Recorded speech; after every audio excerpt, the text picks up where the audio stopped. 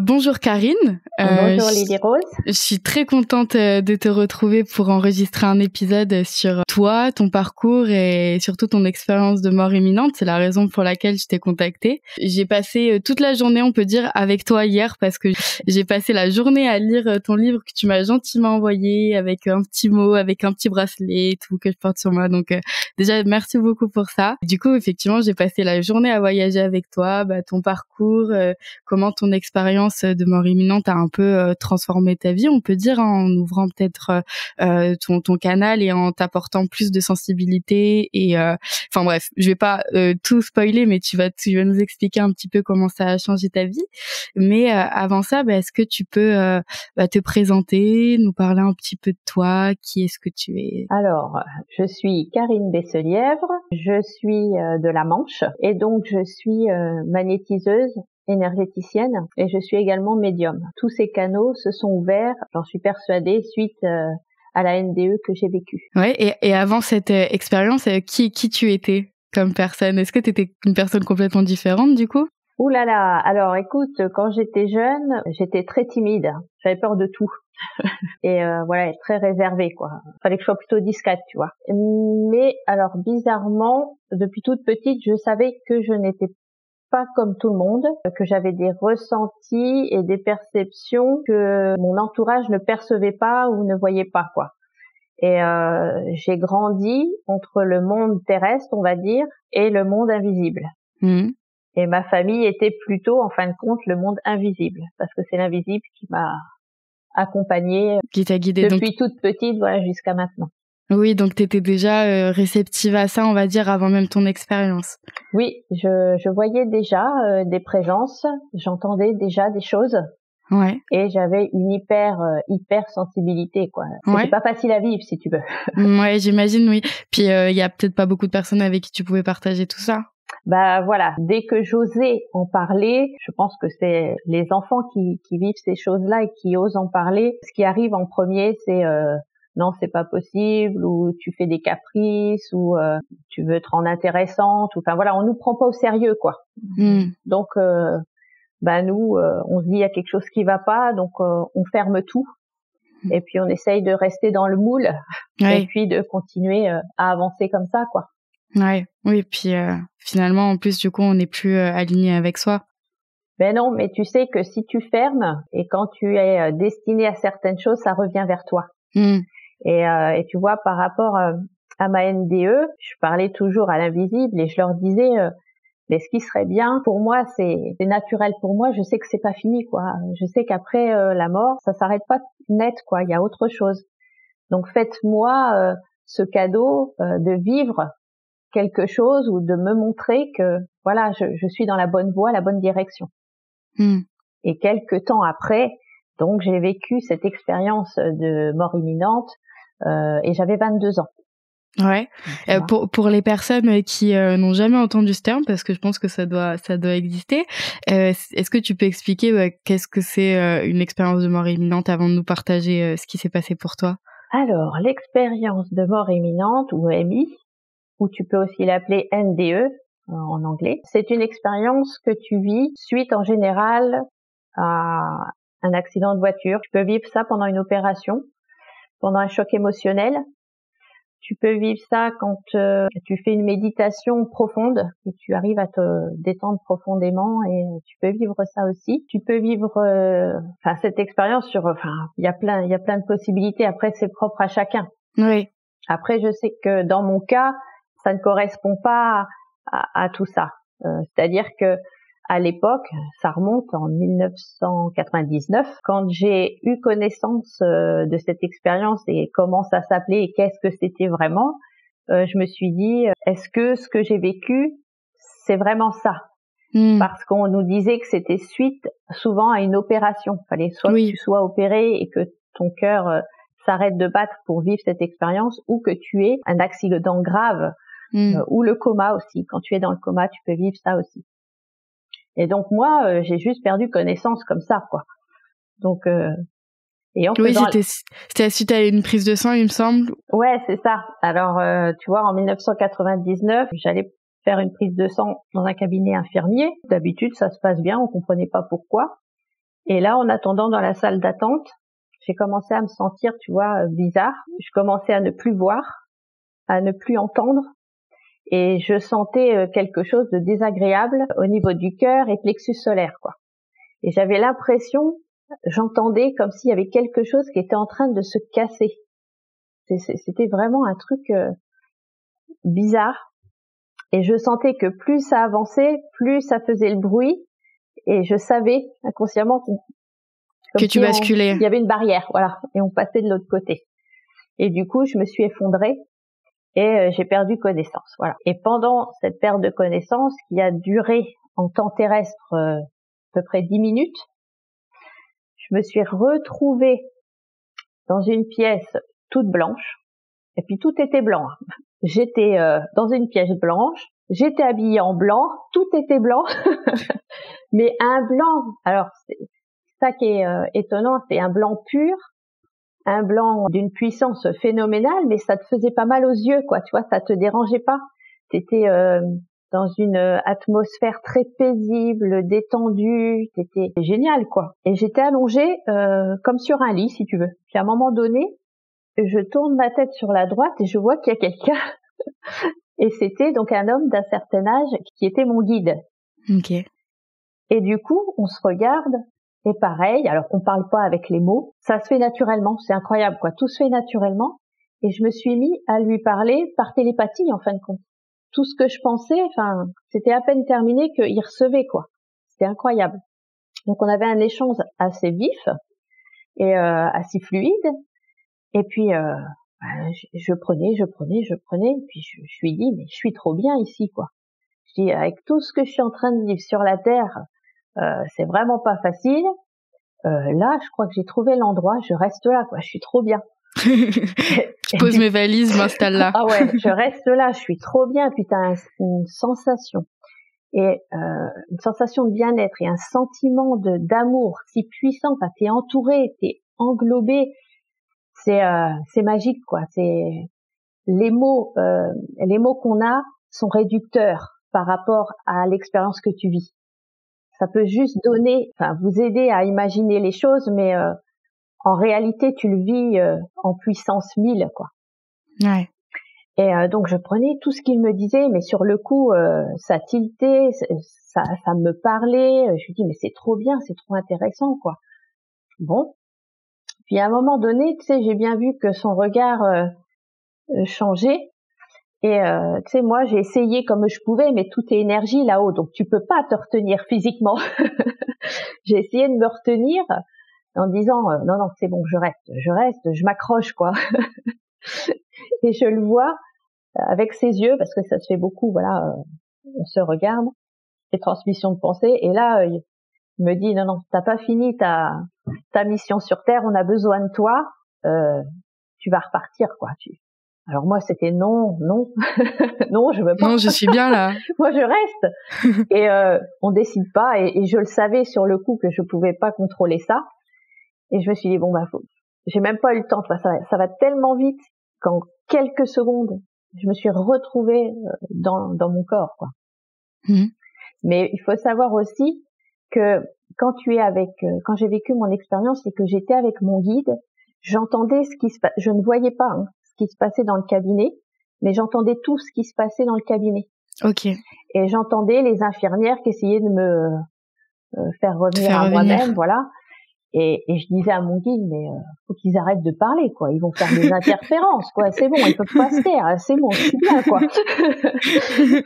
Et du coup, mais j'entendais ça. Alors, si tu veux, bon, ça perturbait sans perturber, mais j'entendais ce qui se passait, quoi, tu vois. Ouais, c'est-à-dire que t'étais un peu comme à deux endroits à la fois, vu que tu communiquais à la fois avec ton guide, entre guillemets, dans cet espace lointain, on dirait, et à la fois tu étais là avec ce qui se passait en bas. Voilà, tu vois.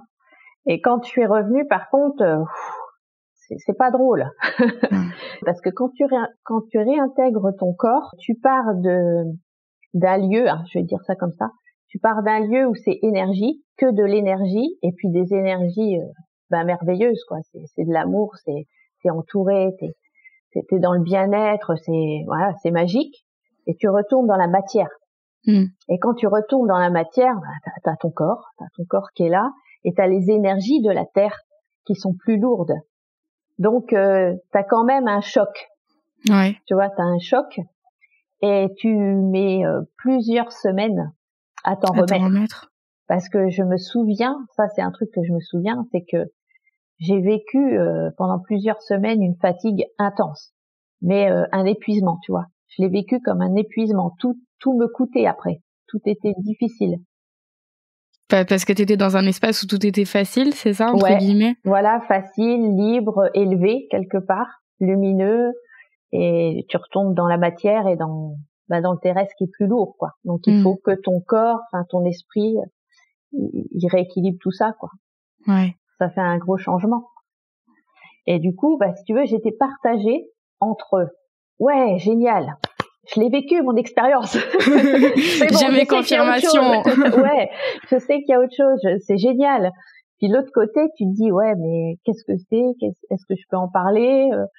À l'époque, je te dis en 1999, c'était encore fermé tout ça. Hein. Oui, tu pouvais te faire enfermer presque. Oui, voilà. Si tu parlais de choses comme ça, t'avais l'étiquette tout de suite. Bon, elle est folle, tu vois. Voilà, c'est dommage, mais t'étais cataloguée comme ça. Oui. Donc du coup, moi, je l'ai gardé pour moi. J'avais ma confirmation quelque part qu'il y avait bien quelque chose, et j'ai essayé parce qu'il n'y avait pas tout Internet, tout ça comme il y a maintenant. Donc j'ai essayé à moi, à mon niveau, de m'informer dans les livres, de trouver des infos où je pouvais. Et à un moment donné, je me souviens avoir parlé de ça à une dame que j'ai vue lors d'un repas de famille. Et si tu veux, je sais pas pourquoi, tu sais, on parlait de choses et d'autres, et à un moment donné, c'est venu sur la table, on parlait de l'après-vie, choses comme ça. Bon, là, tu sais, je m'engouffre aussitôt parce que voilà, c'est quelque chose qui me parle depuis toute petite, donc voilà. Donc je dis, moi, voilà, j'ai vécu cette expérience-là, puis voilà, je commence à expliquer et tout. Puis bon, on voit bien qu'il y a une partie des personnes qui sont fermées, donc voilà, ça les intéresse pas. Et puis cette personne qui est très très très intéressée et qui me dit dis donc, Karine, t'as pas peur qu'on te dise tu es folle? Je lui dis non. J'ai dit, tu sais, l'expérience, je l'ai vécue, les ressentis étaient réels, quoi. Donc c'est pas évident d'en parler, mais faut l'accepter. Enfin, ça fait partie de moi. Du coup, nous, on s'est isolés, hein, parce que apparemment, il n'y avait pas beaucoup de personnes intéressées. Donc on s'est isolés. On a parlé toute l'après-midi de mon expérience et de son expérience. D'accord. Parce que le fait que j'ai échangé avec elle, ça l'a libérée. Parce que faut savoir que, alors moi j'étais jeune à l'époque, et cette dame-là, elle était assez âgée, hein, elle avait déjà dans les 70 ans, tu vois. D'accord. Et elle me dit, mais tu sais que moi j'ai vécu ça, que j'en ai jamais parlé à personne parce que j'avais trop peur de ce qu'on pense de moi. Et le fait que tu me dises ça, je me dis, mais je suis pas toute seule. Et ça, voilà, ça l'a libérée, ça lui a fait un bien fou, quoi. Oui, j'imagine, surtout qu'elle a gardé pour elle toute sa vie. Et du coup, vous avez trouvé des points de similitude dans vos deux expériences? Alors, en général, quand tu vis une NDE, tu changes complètement. Enfin, je veux dire, ta façon de voir la vie change. Pas comment dire. Par exemple, les gens qui étaient plutôt matérialistes dans le avoir, posséder, tu vois, ces choses-là. Quand tu reviens d'une expérience comme ça, il y a un changement. Tu peux pas l'expliquer qui se fait. Et après, tu te tournes vers les autres. Tu es pour aider les autres, accompagner les autres. Tu es sensible, hypersensible. Tu captes les choses, tu captes les gens. Et cette dame-là, elle était tournée vers les gens parce que elle s'occupait d'enfants. Elle avait une fibre, elle pouvait faire parler les gens, enfin les libérer par la parole. Enfin voilà, c'est une personne bienveillante avec un grand cœur. Elle était magique. Voilà, elle était. Moi, j'ai beaucoup aimé cette personne. Et au niveau de l'expérience en elle-même, l'expérience de NDE, j'imagine qu'elle aussi, elle a dû ressentir peut-être ce que tu as ressenti, cet amour, cette vitesse, cette fatigue peut-être même après. Alors du coup, la fatigue, elle m'en avait pas parlé. Ce qui est ressorti en point de similitude, c'était vraiment cette blancheur, tu vois. Se retrouver dans un lieu avec une très très clair, très très blanc, mais à la fois, comme je te dis, qui me fait pas mal aux yeux, tu vois, qui est confortable. Cette sensation de bien-être, de cette plénitude, de cet amour inconditionnel, t'es baigné dans l'amour, voilà, c'est un bain d'amour.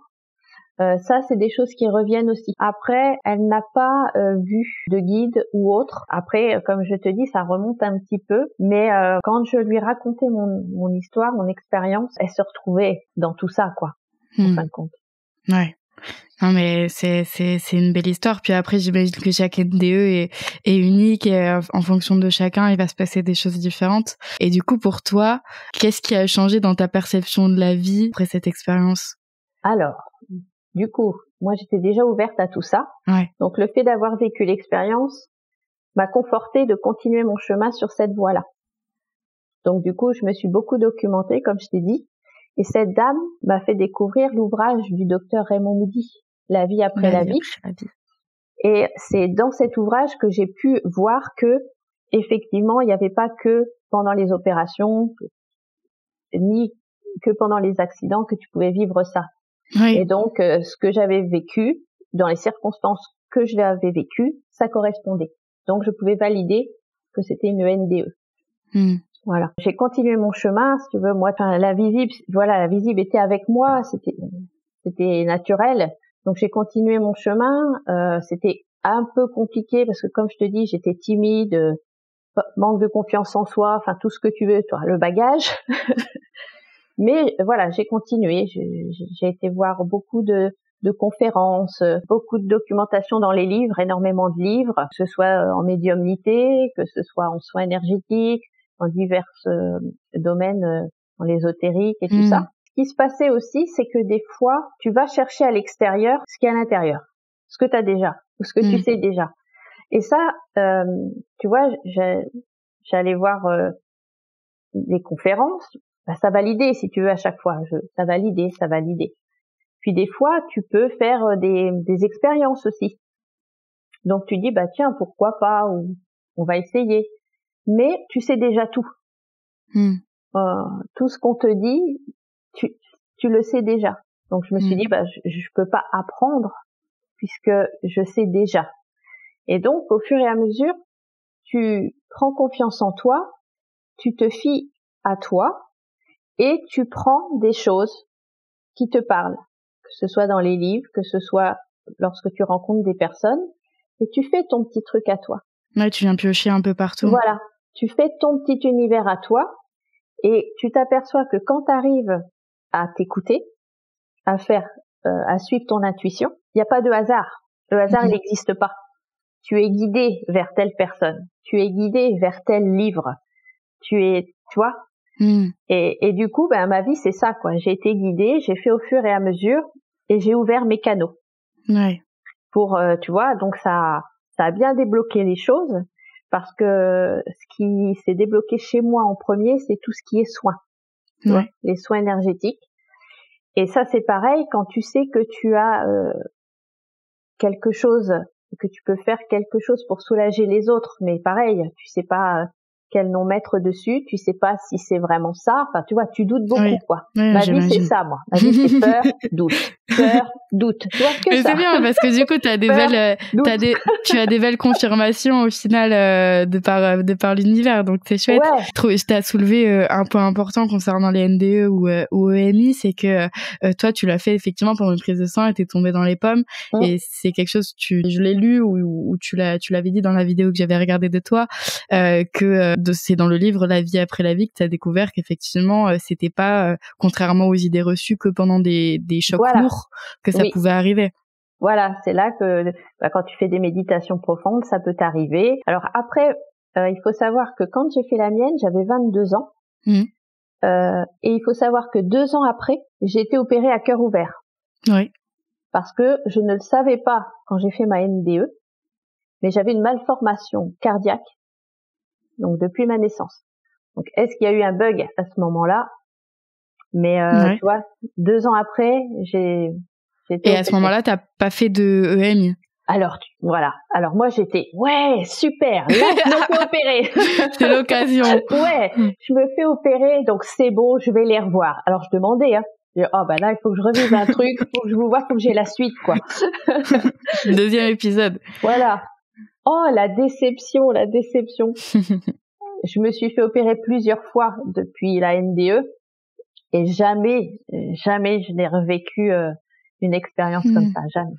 Oui, parce qu'après, une expérience comme ça, j'ai l'impression qu'on peut pas la demander, elle nous arrive parce qu'elle doit nous arriver, non?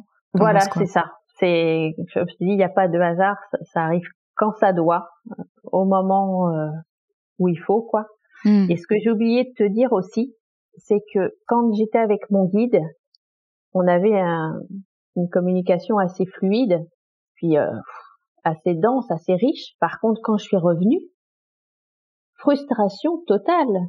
Tu te rappelais plus de ce qui est... Le contenu, affreux. Le contenu, je l'avais oublié, effacé. Et par contre, j'ai demandé à plusieurs reprises, est-ce que je peux pas avoir, voilà, ça peut pas me revenir en mémoire la discussion, enfin le sujet, enfin parce que je me souviens que j'étais au taquet et que tout ça avait rapport avec moi parce que je disais bah ouais, c'est pas mal. Et c'était vachement intéressant quoi. J'étais dedans mais à 110%.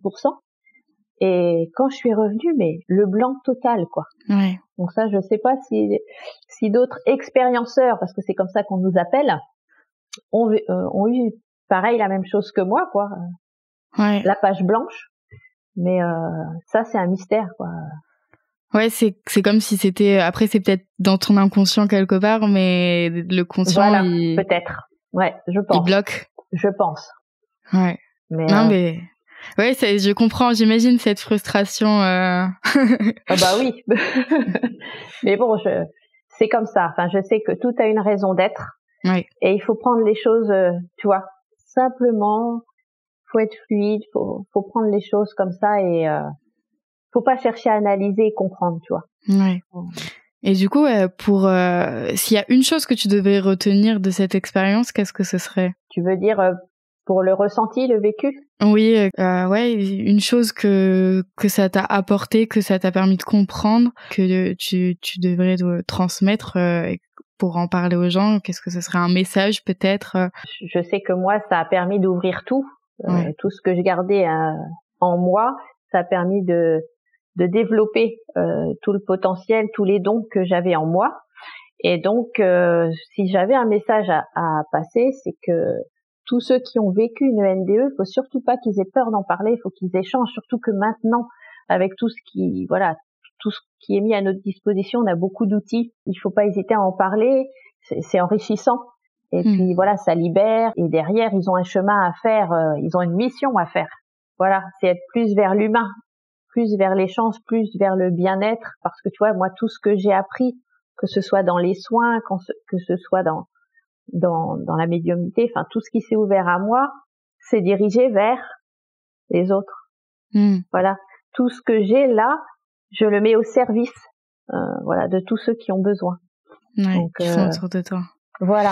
Et d'ailleurs, dans ton livre, pour revenir sur qu'est-ce que ça a permis de débloquer chez toi, tu parles que après tu t'es mise à faire des rêves prémonitoires. Oui. Est-ce que tu peux nous en partager quelques-uns, nous parler un peu de ça? Oui, alors c'était intensif.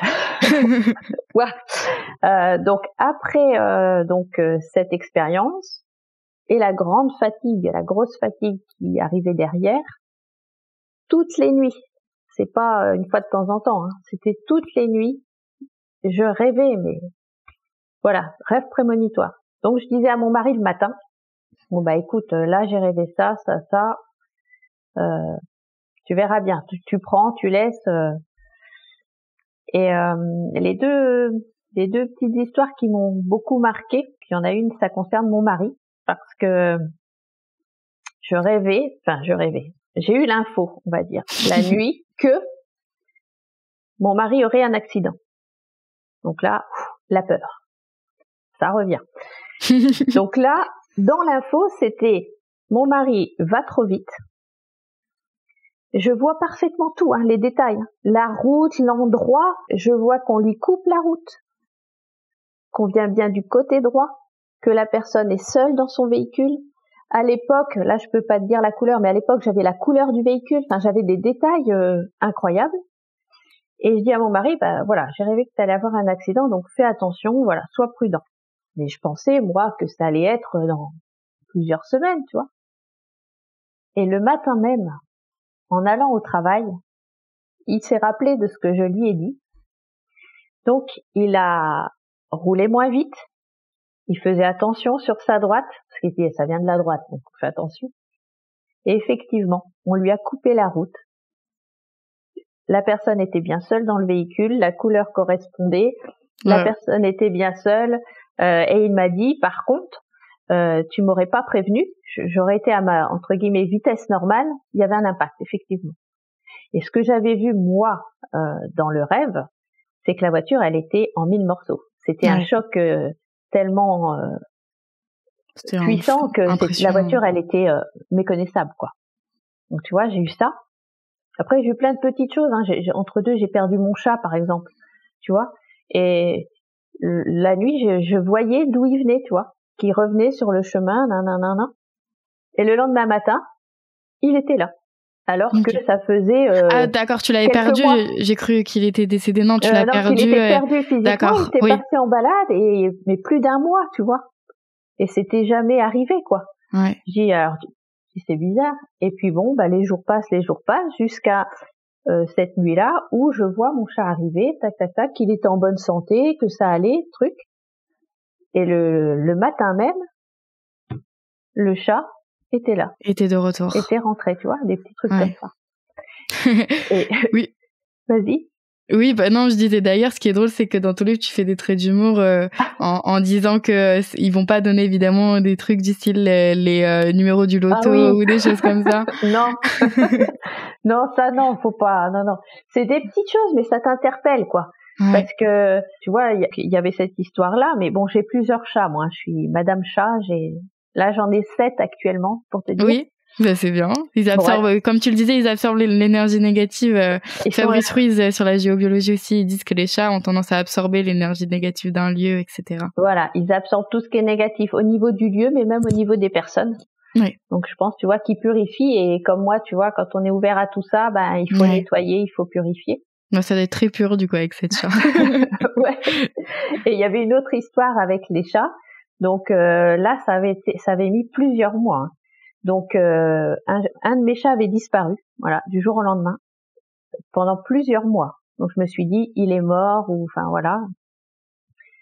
Et j'ai un rêve qui me dit, tu seras en train de faire la cuisine, ce sera le soir, on va sonner à ta porte, et ton chat il va revenir, tout maigre, en mauvais état entre guillemets, et c'est des enfants qui vont te le ramener. Bon, ok, je prends l'info. Et puis bon, tu vois, les jours, voilà, après je sais plus trop au niveau délai, mais les jours passent, puis un soir, je fais la cuisine. Ça sonne à la porte. Mon mari était dans la pièce d'à côté, il regardait la télé, je lui dis, tu veux pas aller voir, parce que ça se trouve, c'est des enfants. Il me dit, bon, qu'est-ce que tu veux que ce soit à cette heure-là? Je sais pas. Il y va. C'était des enfants. C'est pas votre chat, on l'a retrouvé, il était là. Ils m'ont ramené mon chat, qui était dans un sale état. Amaigri, et puis, tu sais, tout sale, tout, je sais pas où qu'il a été, mais bon, tu vois, donc là, c'était quand même des points précis. Ouais. Ou tout, quasiment, du coup, tous les rêves prémonitoires que tu as pu faire se sont vraiment confirmés. Voilà. Donc au début, moi, mon mari me croyait pas, hein, au début, puis après, quand il a vu qu'à chaque fois, ça se confirmait, maintenant, voilà, il est ouvert à tout ça, ça a permis aussi, de l'ouvrir, tu vois, à tout ça. Il doit prendre les choses un peu plus au sérieux, effectivement. Mais j'en ai une dernière, si tu veux. Oui, allez. Un peu, voilà. C'est pareil, je rêvais la nuit de mon ami, d'une connaissance. Il y avait du sang partout, mais le sang, c'est comme s'il était à l'extérieur, à l'intérieur de moi, je sentais l'odeur, enfin, c'était affreux, quoi. Et je me dis, mais qu'est-ce que ça veut dire? J'ai bien la personne, j'ai bien le sang, mais qu'est-ce qui s'est passé? Qu'est-ce qui se passe? Je ne sais rien. Et ça s'arrête, tu vois. Des fois, c'est très précis. T'as plusieurs choses, puis des fois, t'as que 2 éléments. Bon, je cherche pas, c'est comme ça. Qu'est-ce que tu veux? Et quelques temps après, cette personne m'appelle et me dit, Karine, ça serait bien qu'on se voit. Ça fait un moment qu'on s'est pas vu. Ça serait bien que tu viennes manger à la maison. Bon, je dis ok. Tu sais, sur le coup, je suis super heureuse. Mais derrière, il y a écho. Et ça me dit, oui, mais attention. Et je dis ouais, mais par contre, voilà, j'ai rêvé, donc je lui avais expliqué un petit peu mon parcours. J'ai rêvé de ça, je lui explique le rêve, je dis bon, Je sais pas ce que ça veut dire, mais elle me dit t'inquiète pas, elle me dit tu sais des fois on rêve, tout se mélange et voilà, c'est rien de grave quoi, c'est ton cerveau qui travaille. Oui. Bon. Un peu cartésien. Ouais. J'ai écoute, je viens, on tient pas compte de tout ça. Donc comme d'habitude, tout se passe bien, on passe un bon moment, on prend l'apéro, tout. Puis à un moment donné, elle se sent pas bien. Et puis elle me dit écoute Karine, je vais m'absenter un peu, voilà, je vais aller aux toilettes, je me sens pas bien. Je vais. Et là, dans les toilettes, elle nous a fait une hémorragie. Mais une hémorragie sévère. Wow. Donc du coup, tout s'est arrêté là. Hein, les pompiers sont venus, elle est partie. Tout s'est bien passé. Voilà, tout a été pris à temps. Enfin, tout a été bien fait. Elle a eu une bonne prise en charge. On a eu peur, mais voilà. Enfin, ça t'interpelle, quoi. Et chaque fois, ça s'est déclenché comme ça. Il n'y a pas eu d'élément déclencheur. C'est d'un coup, elle. Ouais. C'est dingue. Ouais. Donc tu vois. Et ça, c'était tout le temps. Enfin, j'avais des infos toutes les nuits. Oui, ça doit être fatigant peut-être au bout d'un moment. Usant. Et puis après, tu sais, ça s'est espacé. Et par contre, maintenant, ce qui arrive, c'est plus des rêves prémonitoires, c'est que je pars la nuit. Je pars avec eux. J'allais venir justement, j'ai entendu parler de ça. Là, des NDE, il y a aussi ce qu'on appelle les voyages astrales. Donc là, c'est que il y a certaines personnes qui arrivent à se mettre volontairement dans cet état. Donc toi, c'est ton cas, tu arrives à le faire volontairement ou c'est uniquement la nuit quand tu dors où tu pars dans cet état-là? Alors, ce qui est étonnant, alors je sais pas si c'est normal ou pas, si en journée je veux partir, je veux sortir de mon corps, j'y arrive pas, c'est compliqué. Par contre, la nuit, c'est comme si j'avais un rendez-vous. C'est que le soir, je suis pressée de me coucher parce que je sais qu'en 5 minutes, je suis partie. Et voilà, je voyage. Des fois, je m'en rappelle, des fois, j'ai conscience sur le fait, un peu comme ma NDE, j'ai conscience de tout ce qui se passe quand je suis là-haut. Et quand je redescends, des fois, ça s'efface. Ok. Ou je reviens trop vite, ou je ne sais pas ce qui fait ça. Mais t'as des fois, je m'en rappelle très bien, et d'autres fois, c'est le néant, quoi. Je sais que j'ai vécu un truc, je sais que j'étais à tel endroit, tel truc, que j'ai vu telle personne, c'est sur tel sujet. Et puis des fois, t'arrives, plus rien. Et t'as une expérience de voyage astral à nous partager? Alors, voyage astral, qu'est-ce que je pourrais te partager? Ce que j'aime bien, c'est qu'on va me montrer des gens que je connais pas. D'accord. Tu vois, on va me montrer, voilà, des hommes, des femmes, des enfants. Il y avait à un moment donné, j'étais comme réquisitionnée. Je travaillais dans les hôpitaux. On m'emmenait dans un hôpital et je soignais les gens dans l'hôpital. Et ce qui était étonnant, c'est quand, après quelques semaines, peut-être quelques mois après, des visages que j'avais vus là-haut, qu'on m'avait montrés. Tu les voyais en vrai? Je les voyais en soins ou ils prenaient rendez-vous avec moi pour que je les soigne. C'est bizarre, quoi. Ouais. C'est net le moment où tu es dans cet état de sortie de corps. Est-ce que tu as conscience que tu es dans cet état-là? Comment est l'espace autour de toi? Alors, je sens pas que je pars, tu vois. Ouais. C'est comme si je m'endormais et aussitôt, tu vois, ça se faisait naturellement. Je sens pas les choses, je sens pas les étapes, c'est tu pars. D'accord. Je suis déjà de l'autre côté. C'est pas évident. Oui, j'imagine. Voilà. Et quand t'es de l'autre côté ou quand t'es avec eux, tu peux être aussi bien dans la nature, dans un hôpital. Tu peux aussi bien être à la guerre, parce que je me suis retrouvée dans des lieux où il y a la guerre, où tu parles pas le français, où c'est différents lieux. Je commande pas, quoi. D'accord. Je commande pas, on me met là. Après, il y a un truc qui m'est arrivé, que t'as dû lire dans le livre, mais je sais pas si je peux en parler, avec le Christ. Oui, enfin, si t'es ok pour nous, c'est toi qui dis ok pour nous partager des expériences ou pas, hein. Ouais. C'est... Parce que c'est pareil, une fois, c'était à mes 40 ans, alors est-ce que ça a une symbolique aussi, tu vois? J'ai vécu une expérience, mais incroyable. C'est-à-dire que quand je suis partie en voyage la nuit, je me suis retrouvée, tu vois, un peu comme le désert. La terre était rouge, je me rappelle, enfin la terre, le sable, c'était rouge, il faisait beau, il faisait chaud, il y avait toute une assemblée, il y avait énormément de monde, et on attendait quelqu'un. Mais qui? Je sais pas. On attendait. Et à un moment donné, je vois apparaître, donc, qui pour moi est le Christ, il était en blanc, et pareil, alors, transmission de pensée, hein, on parle pas avec notre voix, et là, je me dis dans ma tête, oh, faut qu'il vienne me voir, faut qu'il vienne, parce qu'il y avait énormément de monde, puis tu sais, moi, j'étais pas au début, hein, j'étais assez loin, Alors moi je parle beaucoup dans ma tête et je lui dis faut que tu viennes. Et là, j'en revenais pas. On se regardait, tout est avec le regard, et ses yeux, mais alors là, perçants. Enfin c'est comme si le temps s'était arrêté, quoi. Tu vois, les regards qui se croisent. Et là, t'as un moment, tu vois, tout s'arrête. Et là, il vient vers moi. Il prend mes mains. Et après, il m'emmène dans un autre endroit. Là, il n'y a plus de monde, il n'y a plus personne. Je suis dans un autre endroit, on n'est que tous les deux. Il me dit à genoux. Je me suis mise à genoux. Il a mis sa main sur mon épaule. Et là, je peux pas le contrôler. J'ai vu ma vie défiler. Tout ce que j'avais fait dans ma vie. Bien, moins bien. Des choses que tu crois pas qu'il y a des répercussions. Des fois, le sourire à quelqu'un, bah, tu vois pas tout ce que ça apporte derrière. Des fois, aider quelqu'un, tu vois, pas grand-chose, ou même des fois, tu vas donner 2 euros, ou tu vas donner quelque chose que tu te sers plus, ou tu vois pas l'impact que ça a derrière. Tu vois pas. Et moi, j'ai vu toutes ces petites choses-là, mais en condensé, à une vitesse. Comme si tu voyais tout d'un coup et en même temps, quoi. Incroyable. Ben là, je me suis mis à pleurer, mais je me suis vidée, quoi. Tout ce que je voyais, je le ressentais. Donc tout ce qui était bien, l'énergie positive, tout ce qu'on voyait tout à l'heure, ce qui est bénéfique, tu le sens par 1000. Tout ce que tu fais et qui est, on va dire, négatif ou pas terrible, c'est par 1000 que tu ressens tout ça. Donc tu vis un truc, et moi je me rappelle, je me suis vidée, quoi. Je pleurais, mais des grosses larmes. Et en fin de compte, c'est comme s'il me purifiait. Quand j'ai vécu ce gros truc-là, tac, tu sais, ça, c'est comme si tout s'était déconnecté. C'était la fin. Ça s'est arrêté comme ça, en fin de compte. Que j'ai vu tout ça, j'ai réagi à tout ça, et pouf, tout s'est effacé. Enfin, tout s'est arrêté. Et t'es retournée.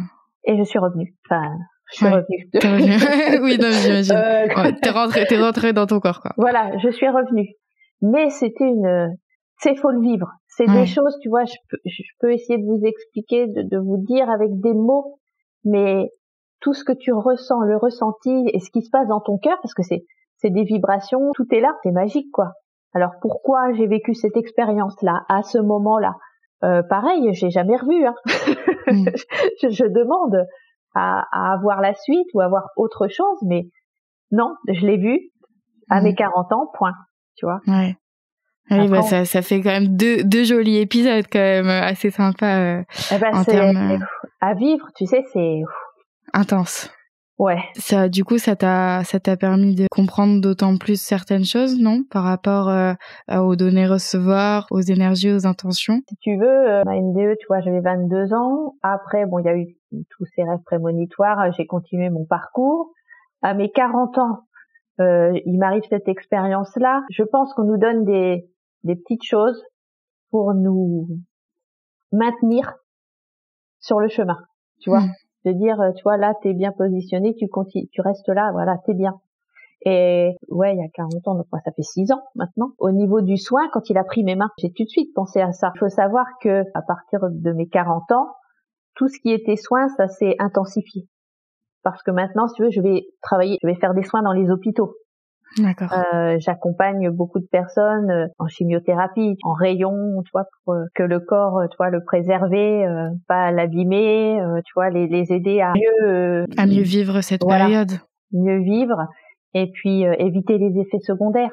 Tu vois, ça évite les effets secondaires ou ça les atténue, ça dépend des cas. Je vais beaucoup aussi en réanimation, service de réanimation des personnes qui sont dans le coma. Pour essayer de les faire revenir. Ouais, peut-être qu'eux, ils sont comme toi lors de ton expérience. Non, mais je suis bien là. C'est moi. Je veux pas revenir.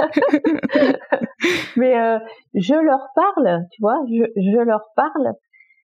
Et tu en as quand ils se réveillent qui s'en rappellent. D'accord, ouais. Et tu en as d'autres. Non, ils se rappellent. Ils ont certains ressentis ou choses, mais ils se rappellent pas que voilà, c'était moi qui étais là et voilà. Mais si tu veux, le soin est de plus en plus présent, quoi. Ou même pendant des grosses opérations, les personnes, ça leur permet, si tu veux, de récupérer beaucoup plus vite, moins douloureux. On a eu des opérations énormes où il y avait 0 douleur, et des personnes qui ont eu des graves accidents et qui se sont remis en quelques semaines, voire quelques mois, mais tu sais, à vitesse grand V, tout est augmenté, tu vois. Le bien-être et le mieux-être le plus rapidement possible, tu vois. Oui, de par l'énergie qui est insufflée, c'est ça? Ouais, c'est récupérer dans les meilleures conditions et le plus vite possible. Ouais. Pour revenir du coup sur les voyages astrales, donc il y avait une question. Du coup, tu décidais pas où est-ce que tu allais, c'est ça? C'est à cet endroit et je suis pressée. Je suis pressée à chaque fois d'aller me coucher parce que je sais que je m'en vais. Ouais. Mais c'est pas moi qui la destination, je sais pas. Où je vais, avec qui, comment. Des fois, je suis dans le règne animal, donc je suis avec les animaux. Je m'occupe des animaux ou j'observe les choses. Et tu sais que c'est pas un état de rêve. Ça t'arrive de rêver et du coup, tu sais faire la différence quand t'es dans un état ou l'autre. Oui, je sais pas comment t'expliquer, mais ça fait partie de moi. Ressenti. On sait. Voilà. Ouais. On sait. Après, il y a des choses au niveau de ce qui se passe sur Terre où on m'a mis un petit peu, on m'a un peu prévenu, tu vois, sur certaines choses, quoi, certaines guerres, certaines choses, des lieux, par exemple, à un moment donné, tu avais beaucoup de volcans qui rentraient en éruption et tout ça. Ça, pareil, ils me l'ont montré et ils me l'ont dit avant. Donc il y a plein de petites choses. Alors après, je comprends pas toujours parce que qu'est-ce que tu veux? Voilà, je le sais, mais qu'est-ce que tu veux que je fasse, quoi? Ouais. Tu vois, tu te dis pourquoi j'ai ça? Qu'est-ce que tu veux que je fasse, quoi? Ouais, des moments t'arrives à recoller les morceaux et d'autres pas. Qu'est-ce que tu as appris sur au-delà par rapport aussi à ton activité de médium? Tu as appris tout plein de choses et tu as vécu beaucoup d'expériences avec les gens décédés, etc. Toute ton expérience de vie, qu'est-ce que tu auras envie de nous partager sur l'au-delà ou sur pour les personnes qui ont peur de la mort, pour qui c'est un sujet un peu tabou ou compliqué d'aborder? Comme je te dis, déjà toute petite, c'était en moi, je savais que la mort n'était pas une fin. Par avoir vécu cette NDE, ça m'a conforté là-dessus. Je peux juste te dire que notre corps, c'est un véhicule terrestre, que ton âme, elle ne mourra jamais, quoi. Elle va perdurer. Tu vas changer d'état, tu vas te transformer. L'énergie, elle ne s'arrête pas. L'énergie, elle se transforme. Donc ton véhicule terrestre, donc quand le jour arrive qu'il faut que tu le quittes, tu le quittes, mais t'es pas dans ton corps. Enfin, je veux dire, ton âme, elle continue à voyager. C'est une histoire qui continue sous une autre forme. Après, les personnes qui sont intéressées par la vie après la mort ou tout ce qui est âme et tout, il y a Raymond Moody, donc ces ouvrages que vous pouvez aller commander, lire, voilà, ça c'est des choses qui vont vous apporter énormément. Et vous avez aussi, donc par chez toi, c'est le docteur Jean-Jacques Charbonnier, vous devez le connaître. Donc il a écrit aussi pas mal d'ouvrages. Tu connais pas? J'ai déjà vu ses passages sur des chaînes YouTube et tout, mais j'ai pas lu son livre. D'accord. Il en a écrit plusieurs sur différents thèmes. Mais après, sur tout ce qui est après-vie, tu as celui qui s'appelle l'épreuve scientifique d'une vie après la vie. D'accord. Du docteur Jean-Jacques Charbonnier. Si tu veux, quand tu le lis, moi quand je le lis, j'adhère à tout puisque ça valide tout. Tu reconnais ton parcours. Voilà. Et ceux qui n'ont pas vécu le parcours, c'est pas grave. Mais vous allez avoir des réponses sérieuses.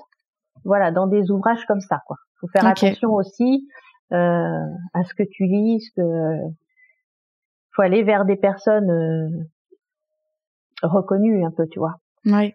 Mais le docteur Jean-Jacques Charbonnier dans le domaine, voilà, c'est pareil, ça fait longtemps qu'il s'intéresse à tout ça. Il a vécu aussi des expériences qui font que il en est arrivé là aussi. Voilà. Ouais. Et dans ton livre d'ailleurs, tu partageais quelque chose, plusieurs choses. Je me suis noté plein de points, mais bon, on n'aura pas le temps de tout aborder maintenant. Mais il y en a un notamment, c'est quand quelqu'un qui est proche de nous décède. Tu parlais du fait de accepter de le laisser partir entre guillemets pour pas le garder sur terre. Je trouve que c'est une info peut-être dure à accepter parfois, mais bonne à donner. Tu vois, justement, il y a une vidéo qui va sortir sur YouTube la semaine prochaine sur justement l'accompagnement des personnes en fin de vie. Ouais. Où j'essaie d'expliquer que lorsqu'on accompagne quelqu'un et que malheureusement, moi je prends comme exemple ma maman. Donc ma maman, elle a été touchée par un cancer qui s'est généralisé à vitesse grand V. Donc il n'y avait pas d'opération possible, pas de traitement, hormis palliatif, mais on savait très bien que l'issue était fatale. Eh bien, quand t'accompagnes un proche en fin de vie, tu lui apportes. Nous, c'était assez brutal parce je l'ai su quelques mois avant.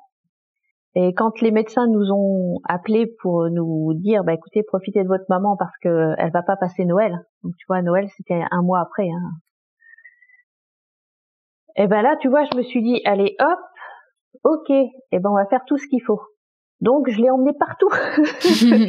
J'ai emmené partout où elle voulait aller. Je l'ai emmenée voir les gens qu'elle voulait voir. Tout ce qu'elle aimait personnellement, tu vois, chacun a ses petits loisirs. Elle aimait bien, voilà, les petites manucures, les petits soins du visage, les petits massages. Elle aimait bien tout ce qui était fruits de mer, le champagne. Mais comme elle pouvait plus boire de champagne, on prenait du champomis. Mais non, on prenait de la San Pellegrino. Tu vois, oui, l'eau c'est vrai. pétillante. C'est vrai. Et à chaque fois qu'on prenait de l'eau pétillante, on trinquait, on disait champagne. Tu vois. Et ça reste encore. Et après beaucoup de présence, tu vois, beaucoup les entourer de ta présence, d'amour, beaucoup parler, tu vois, parler de là et d'après. Tu peux aussi commencer à leur parler de l'après-vie, s'ils y croient ou pas. S'ils sont ouverts, tu peux leur dire que s'ils le souhaitent, ils peuvent te faire des signes quand ils seront de l'autre côté. Tu peux leur parler de tout ça, tout ce que tu verbalises avant leur départ, et quand c'est en résonance et que l'accord est de chaque côté, tu auras quand ils partiront. Okay. Donc tu accompagnes un maximum par ta présence, par tout ce que tu peux apporter, ton amour, ta compréhension, ta douceur, les toucher, parce que c'est vrai que c'est important le toucher, les câlins, tout ça c'est important.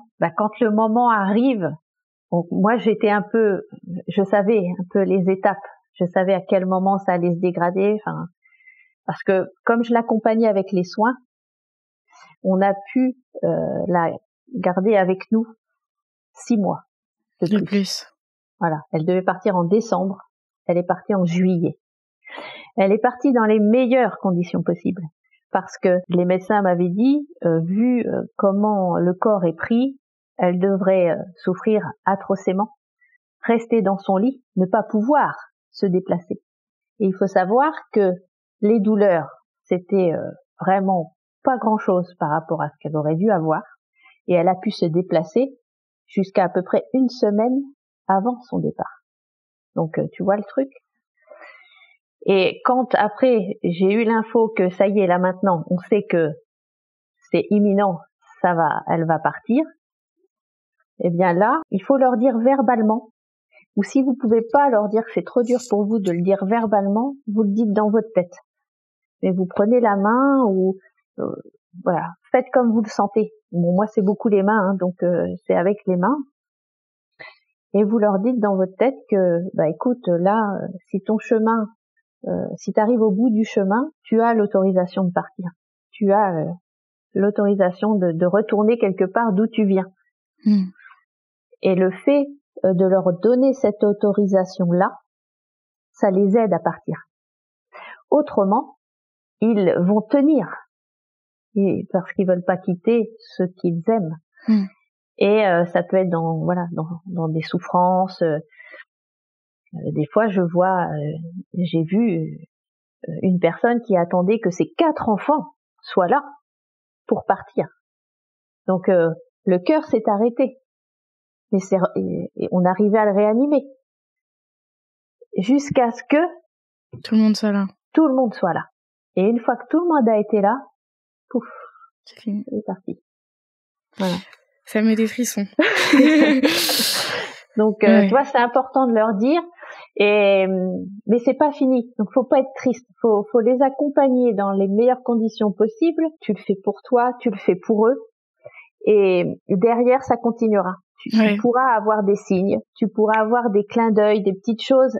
C'est à vous que ça parlera, puisque c'est des histoires que vous avez eues ensemble. Ça peut être des chansons, ça peut être plein de choses. C'est pas fini. Ouais, c'est ça. Et puis ce qui est beau pour passer sur une note positive et pas fataliste, c'est que justement toi, de par tes expériences aussi, ça t'a convaincu que justement la mort n'était pas une fin et que il se passait justement quelque chose après et qu'il y avait quelque chose et que les personnes étaient encore là différemment, mais étaient encore là. Ouais. Et c'est important, tu sais, d'accompagner, de donner le meilleur jusqu'à la fin. T'accompagnes en fin de compte. C'est un accompagnement. Tu vas jusqu'au bout. Après, c'est vrai qu'aussi, je fais des accompagnements de fin de vie pour que les personnes, elles partent dans les meilleures conditions possibles. Voilà, pas de souffrance ou peu de souffrance. Enfin, moi, je vois pas ça négatif. Comment te dire? Moi, j'accompagne. C'est comme ça. J'accompagne les personnes jusqu'à la fin, si besoin. Et le travail est fait. Pour moi, c'est positif. C'est une transformation. Tu vois, c'est pas une fin. Après, il y a beaucoup de gens, c'est normal que tu sois dans le chagrin, c'est normal que tu sois t'as un deuil à faire, un deuil physique à faire. Mais il faut pas non plus rester dans ces énergies lourdes de chagrin, de tristesse, tu vois, des fois de colère, parce que t'acceptes pas qu'il soit parti ou quoi. Il faut pas rester là-dedans. Parce que il faut savoir que, en parallèle, ils évoluent. Si toi, tu es dans de bonnes énergies, que tu es bien, eh ben eux ils sont bien. Que si tu es trop longtemps dans des énergies lourdes, tu les retiens et tu les descends en fin de compte. Ça c'est bien aussi à savoir parce que tu dis que ton comportement a un effet sur eux. Donc si plus tu veux qu'ils soient bien, plus toi tu dois être bien. C'est ça qu'ils veulent, c'est votre bonheur, c'est que vous fassiez ce que vous avez envie dans votre vie, profiter, aimer, malgré le regard des autres, du qu'en dira-t-on, c'est épanouissez-vous, c'est la lumière que vous allez dégager, c'est le rayonnement, et voilà, faut que ça rayonne. Vous êtes un soleil, il faut que ça, voilà, faut le faire rayonner. Ouais. Et de l'autre côté, ils reçoivent ça. Voilà, il y a un deuil à faire, mais il faut pas rester là. Et aussi au moment quand tu me dis, il faut leur donner une autorisation de partir, c'est mieux, parce que des fois aussi inconsciemment on est humain. Hein. On est humain, donc on se dit, bah ouais, mais s'il part, qu'est-ce que je vais faire? Et là, on est égoïste. Parce qu'on pense à qui, là? On pense à nous. Qu'est-ce qu'on va faire, nous, quand il va plus être là? Mais non, c'est pas ça. Faut pas dire ça. C'est-à-dire, qu'est-ce qui est le mieux pour lui? Voilà.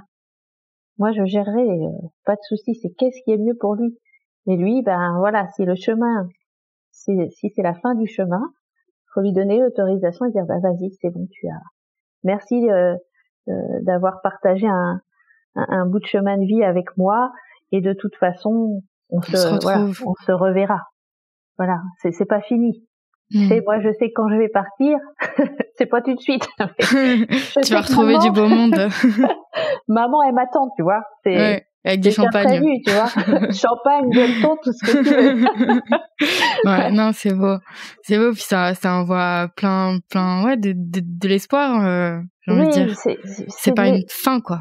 Brutale. Ouais, voilà. C'est ça. Il y a pas de fin. Je sais pas comment le dire avec des mots, moi. Ouais. C'est qu'une transformation. Donc, on accompagne jusqu'à la transformation. Et après, bon, ok, t'as plus le physique, mais il y a d'autres moyens de communication. Ouais. Rester là-dessus, quoi. Sur la note positive rien n'est fini. Tout se transforme. Ouais. Mais rien ne se termine. Ouais. C'est passionnant, ça me donnerait envie de continuer peut-être encore une heure sur ce sujet-là. Ah, mais j'aurais plein de choses à te dire, tu sais, ouais, faudrait faire une journée, je crois. Une journée, il y a tellement de choses, il y a tellement...